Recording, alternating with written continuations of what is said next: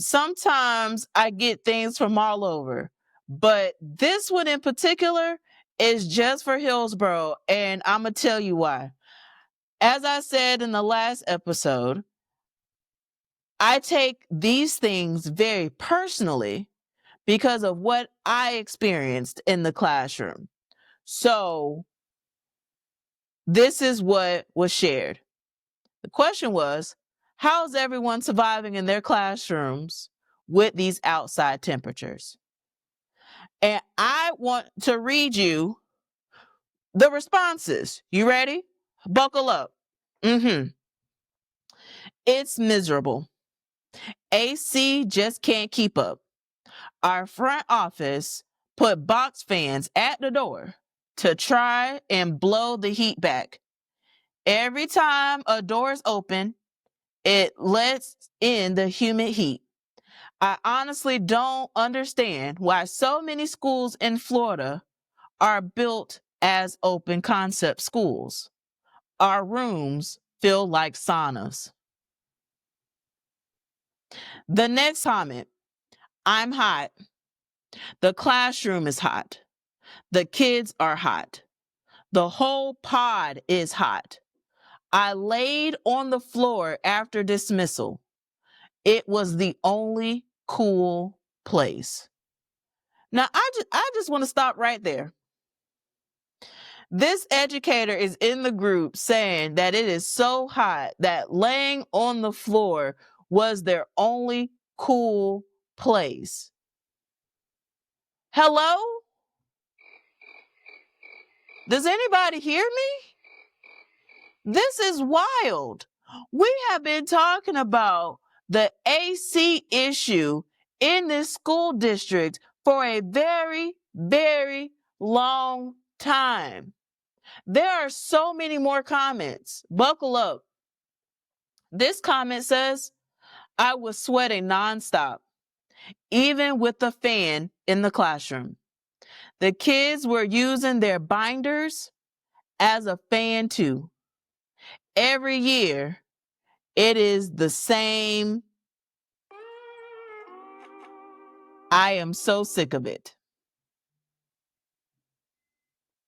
The next comment says, too hot for me. It's making me angry this morning. Another comment said, mine hit 84.5 today. 84.5 today.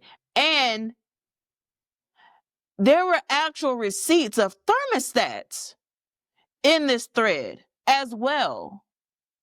So it's not just educators just saying it. They're also posting what is showing on their thermostat. I just want to take a field trip back to 2023, where Chris Farkas, okay, the name sounds familiar. I've been talking about him for years, who works as operations in Hillsborough County Public Schools. Chris Farkas has been in the media saying that we are doing so much to make sure that we have AC in our schools. I just want to take a field trip to 2023. Come with me, okay? So that you can see what he said some years ago, okay? About how they was remedying this issue. So let's go ahead and roll the clip. Over the summer, principals are still in schools. We have summer school at 100 sites. We have other things that are there. So it doesn't shut down over the summer. It doesn't shut down at night. It's just like at your house. Many of you, when you leave your house, your set point is 76. You put it up to 78 while you're gone. Same thing happens with us at night and weekends. So it's not off. It may not run as cycle as much, but it's still on during that time. Same thing over the summer. Our deadline, as I tell our staff, is when teachers came back. So for us this year was August 2nd. So the week leading up to August 2nd, we tested every single system. We made sure they were there. But here's the one thing that you can't replicate. When teachers come back and they load their classroom, doors are open a bunch. About 60% of what air conditioning system does in Florida is take humidity out of the air. When you open a door, that humidity is right back in there. That's one thing with a teacher. But when school starts and you're in a high school and you open your doors at least every 50 minutes and keep them open while everyone comes in and out, there's also people that go to the bathroom and do things like that. So the reality is You can't replicate that in any system. So even though it's working great, Murphy's Law is there's still going to be some things that break and things that shut down with that push. The heat of being up to 95, 97 may seem hot, but it actually is a bigger problem for us. 93 to 97 is a big difference when it comes to air conditioning systems and what they can handle. Those 3 or 4 degrees make a difference. So those two things have really pushed us this year. But I will say, our guys are working really hard, and we're in a better situation this year than we were last year. So educators, okay, I want y'all to sound off, particularly the ones that have been in the school system in 2023 when this video was published. Okay, I'll post a link so that y'all could see it. Now the district, they turned the comments off, so you can't go comment on the video, but you can comment on mine. So from 2023 till now, I want to know, has it gotten better? From the things that been told to me, it hasn't. And this is why they have articles coming out, like the one that I showed you last episode, saying how there was so much money that was spent on fixing these AC units. And here we are still, okay? Imagine that. So I decided that we just needed to just have a conversation with Chris Farkas, okay? So let me go ahead and get prepared for that, because I called him out last episode, but it seems like I'm just going to have to keep talking to Chris Farkas until we get something together. I want people to know that heat exposure has been linked to reduced attention spans, lower memory recall, and all of that influences academic engagement. Before we move on, it's time to have our praise break selection. The song is called Fix the Air, Chris. The lyrics will be on the screen for you to follow along. Let's cue the praise break. Fix the air, Chris. Don't play with the kids.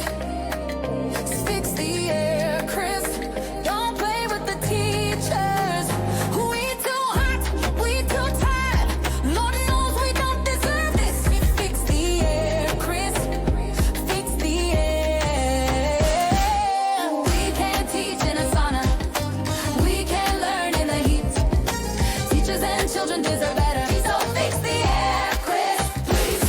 Chris Farkas, we are talking to you. Let the record show. Our children are too hot to learn. Our teachers are too hot to teach. And the AC been broke too long. Fix the air, Chris. Don't lie, don't play with the kids. Hey, fix the air, Chris. Don't play with the teachers. We too hot, we too hot, we too hot. Lord knows we don't deserve this. Fix the air, Chris. Fix the air. Receipts don't lie, but your words repeat. Ears in the seats still bringing heat. We don't want flawless, we just want fair air. Cold air blowing in every chair. We can't teach in a sauna. We can't learn in the heat. Teachers and children deserve better. So fix the air, Chris. Fix it. Oh, Chris.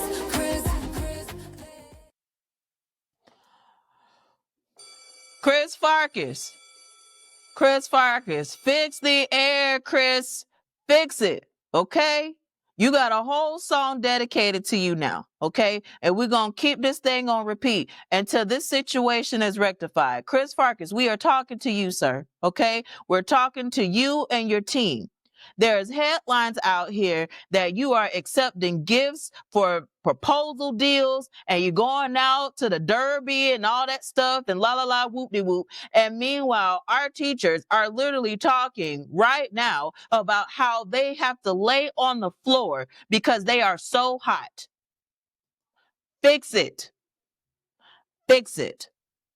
Again, I don't expect perfection. Okay? And like the song says, we just want things fair. Okay? And our children and our educators should be able to come to the classroom and to be in safe working environments in order to do their job so that teachers can teach and students can learn. Amen? That's all we're asking. Okay? And we're asking you to operate in the 3 keys as it relates to that. Okay? Accountability, transparency, and integrity. Don't go to the news and say that we got all this figured out. Meanwhile, there's educators that say that their AC still is broken. Okay? We don't want to hear it. We want to see results. So, Chris Farkas, all right? We here? Cool. Fix it.